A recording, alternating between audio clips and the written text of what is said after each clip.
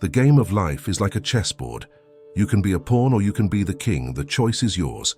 Unknown author. Imagine for a moment that you're standing in front of a large chessboard. The pieces are laid out, ready for the match to begin. Now think, what if this board represented your life? What if every move you make on it determined your future, your achievements, your relationships? Intriguing, isn't it? Welcome to a fascinating journey where we are going to uncover the secrets behind the game of life. A game many play but few truly understand. Today we will dive deep into the strategies, the unwritten rules, and the surprising revelations that can completely transform the way you live your life. Get ready for an hour of powerful insights that will shake your perceptions, challenge your beliefs, and perhaps change the course of your existence. And remember, the last revelation I will share with you is the most important and powerful of all. So, stay until the end. I promise it will be worth every second of your time. The Greek philosopher Epictetus once said, "First learn the meaning of what you say and then speak." Today we are going to learn the meaning of the game of life so we can play it with mastery. Let's begin with a fundamental truth. Life is not fair. Seems like a harsh statement, doesn't it? But understanding this is the first step to mastering the game. Think about it. Some people are born with a silver spoon, others in extreme poverty. Some have natural talents, others have to work hard to develop skills. The question isn't whether this is fair or not, but how you play with the cards you've been dealt. Imagine you are in a casino. The people around you are playing different games: roulette, blackjack, poker. Some win, many lose. But there is something all successful players have in common. They understand the rules of the game they are playing. They know when to bet big, when to fold, when to bluff. Life is no different. So what's the first rule for understanding the game of life? It's simple. Recognize that you are playing. Many people go through life reacting to circumstances without realizing that every decision they make is a move on the board. Once you understand that you are in a game, you begin to think strategically. The famous psychologist Carl Jung said, "Until you make the unconscious conscious, it will direct your life and you will call it fate." Let's make the game we are playing conscious. The second rule is to understand that there are visible and invisible rules. The visible rules are laws, social norms, cultural expectations. The invisible ones are power dynamics, networks of influence, human behavior patterns. Mastering both is essential. Think about how successful people navigate social and professional environments. They seem to have a sixth sense for what is appropriate to say or do in each situation. It's not magic, it's a deep understanding of the invisible rules. Now let's take a pause for reflection. Think of a recent situation in your life where you felt lost or frustrated. Can you identify any invisible rule you might have ignored? How could this understanding have changed the outcome? The third rule of the game is to understand that everyone is playing their own games. Your boss, your partner, your friends, all have their own goals and strategies. Sometimes these games align with yours, sometimes they don't. The key is to recognize this and learn to navigate this complexity. The philosopher Arthur Schopenhauer said, "Every man takes the limits of his own field of vision for the limits of the world." Expanding your vision to include others' games is crucial. Imagine you are in a work meeting. Your colleague makes a suggestion that seems to go against your interests. Before reacting negatively, stop and think. What game is he playing? What are his objectives? How can you align your game with his for a mutually beneficial outcome? The fourth rule is to understand the power of narrative. The story you tell about yourself and the world around you shapes your reality. If you see yourself as a victim of circumstances, you will play defensively, always reacting. But if you see yourself as the protagonist of your own epic story, you will play proactively, creating opportunities. Psychologist Jerome Bruner argued that we organize our experience and our memory of human happenings mainly in the form of narratives. What narrative are you creating for your life? Think about people you admire. What stories do they tell about themselves and the world? How do these narratives shape their actions and decisions? The fifth rule is to understand the power of small wins. Many people become paralyzed, seeking the perfect move, the big turnaround. But the true masters of the game know that it's the small, consistent moves that lead to victory. James Clear, author of Atomic Habits, says, If you get 1% better each day for 1 year, you'll end up 37 times better by the end. Think about it. Small daily improvements, seemingly insignificant, can lead to monumental transformations over time. What small habit could you adopt today that, if maintained consistently, could transform your life in the next year?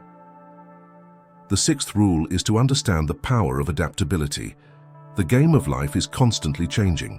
Yesterday's rules might not apply today. Those who thrive are those who can quickly adapt to new circumstances. Charles Darwin did not exactly say, "It is not the strongest of the species that survives, nor the most intelligent, but the one most adaptable to change." But this phrase captures the essence of his theory well. How can you cultivate your adaptability? Think about a recent change in your life, personal or professional. How did you react? Did you resist or embrace the change? How did your response affect the outcome? The seventh rule is to understand the power of connections. In the game of life, who you know often matters more than what you know. Building and maintaining meaningful relationships is a crucial skill. Anthropologist Robin Dunbar suggests that humans can maintain about 150 stable relationships. But it's not just about quantity. The quality and diversity of your connections are equally important. Reflect on your network of relationships. How diverse is it? Do you have connections in different areas of life? How could you expand and strengthen your network authentically and meaningfully? The eighth rule is to understand the power of failure. Seems contradictory, doesn't it? But the true masters of the game know that failure is not the opposite of success. It's part of success. Thomas Edison, after thousands of failed attempts to create the light bulb, said, "I have not failed. I've just found 10,000 ways that won't work." Each failure is a lesson, a step towards mastering the game. Think about a recent failure in your life. What did you learn from it? How can this lesson improve your game in the future? The ninth rule is to understand the power of focus. In the game of life, your attention is your most valuable currency. Where you place your focus, you direct your energy and resources. Psychologist Mihaly Csikszentmihalyi, in his study of the state of flow, found that people are happiest and most productive when they are fully immersed in a challenging but achievable task. How can you create more moments of intense focus in your life? Do a quick exercise. For 30 seconds, focus completely on your breathing. Notice how hard it is to maintain focus, how random thoughts try to invade your mind. Now imagine applying that level of focus to the important areas of your life. The 10th rule is to understand the power of patience. In today's world of instant gratification, patience has become a superpower. The best players know that the greatest rewards often come to those who know how to wait and persist. Warren Buffett, one of the most successful investors in the world, is famous for his buy and hold approach. He understands that true value often takes time to manifest. Think of a long-term goal you have. How can you cultivate the patience needed to achieve it? How can you find satisfaction in the process, not just in the end result? The 11th rule is to understand the power of self-knowledge. Sun Tzu, in the classic The Art of War, said, "If you know the enemy and know yourself, you need not fear the result of 100 battles." In the game of life, we are often our own greatest enemy. Knowing your strengths, weaknesses, fears, and motivations is crucial to playing at your highest level. How can you deepen your self-knowledge? What tools or practices can you adopt to better understand yourself? The 12th rule is to understand the power of action. Knowledge without action is like having a treasure map without ever embarking on the journey. The best players are those who not only understand the rules, but apply them consistently. Greek philosopher Aristotle said, "We are what we repeatedly do." Excellence, then, is not an act, but a habit. What actions can you take today, however small, to advance toward your goals? The 13th rule is to understand the power of perspective. The way you see the game determines how you play it. Do you see life as a battle to be won, or as an adventure to be lived? As a competition or a collaboration? Viktor Frankl, a Holocaust survivor and psychiatrist, wrote, "Between stimulus and response, there is a space. In that space lies our power to choose our response. In our response lies our growth and our freedom." How can you cultivate a perspective that empowers you rather than limits you? The 14th rule is to understand the power of balance. In the game of life, it's easy to become obsessed with one aspect: work, relationships, health, at the expense of others. But true masters know that a well-lived life is a balanced life. The Dalai Lama said, "Happiness is not something ready-made. It comes from your own actions." What actions can you take to create more balance in your life? The 15th rule is to understand the power of gratitude. Gratitude is not just a pleasant feeling, it's a powerful strategy in the game of life. It shifts your focus from what is lacking to what you already have, creating a solid foundation for growth and fulfillment. Writer Melody Beattie said, "Gratitude makes sense of our past, brings peace for today, and creates a vision for tomorrow." How can you cultivate more gratitude in your daily life? What impact could this have on your game? Now we come to the final and most important rule: understanding the power of choice. Ultimately, the game of life is about the choices we make at every moment. We choose our actions, our reactions, our attitudes. Psychologist and Holocaust survivor Viktor Frankl wrote, "Everything can be taken from a man but one thing, the last of the human freedoms, to choose one's attitude in any given set of circumstances, to choose one's own way." This is the most powerful revelation of all. You always have a choice. Even in the most challenging circumstances, you can choose how to respond, how to interpret, how to act. Think about this for a moment. In every situation you face, no matter how difficult or unfair it seems, you have the power of choice. You can choose to see obstacles as opportunities for growth. You can choose to respond with love instead of anger. You can choose to persist when everything seems lost.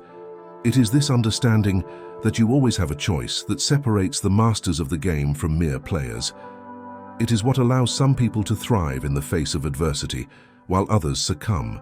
So I ask you, now that you understand the game, how will you play it? What choices will you make? How will you use this knowledge to create a life of meaning, purpose, and fulfillment? Remember, the game of life is not about winning or losing. It's about how you play.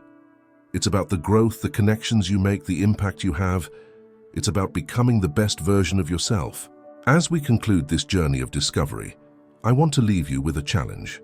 Choose one of the rules we discussed today and commit to applying it consciously in your life for the next 30 days. Notice how it changes your game. Share your experiences in the comments. Your story might be the inspiration someone needs to transform their own life. And remember, the game of life is an infinite game. There is no final finish line, no definitive score. The goal is not to win in the traditional sense, but to keep playing, keep growing, keep making a difference. As philosopher Alan Watts said, the meaning of life is just to be alive. It is so plain and so obvious and so simple, and yet everybody rushes around in a great panic as if it were necessary to achieve something beyond themselves. So go ahead, play the game with passion, with compassion, with humor, and with style, because now you understand the game, and that changes everything.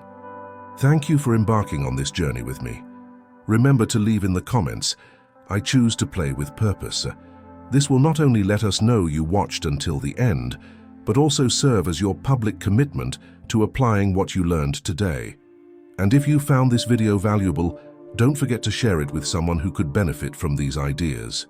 After all, understanding the game is the first step to changing it, not just for ourselves, but for everyone around us. Until next time, and remember, the game continues. How will you play it?